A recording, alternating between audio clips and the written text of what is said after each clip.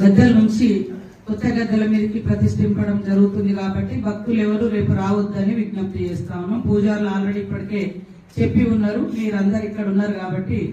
ఎందుకంటే మనం కొత్త గద్దెలు కట్టడం జరిగింది. అక్కడ సైడ్కున్న దేవుళ్లను ఈ రోజు వాళ్ళు పూజారులందరూ కూడా వాళ్ళ వాళ్ళ కొండాయిలో గాని పూన్గాలలో గాని పూజలు చేసుకొని రేపు ఇక్కడ 9:30, 10 నుంచి 11 గంటల మధ్య జరుగుతుంది. రేపు పూర్తిగా దర్శనాలు బంద్ చేయడం జరిగింది. గద్దెల నుంచి కొత్త గద్దెల మీదకి ప్రతిష్ఠింపడం జరుగుతుంది కాబట్టి భక్తులు ఎవరు రేపు రావద్దని విజ్ఞప్తి చేస్తాను. పూజారులు ఆల్రెడీ ఇప్పటికే చెప్పి ఉన్నారు, మీరందరు ఇక్కడ ఉన్నారు కాబట్టి.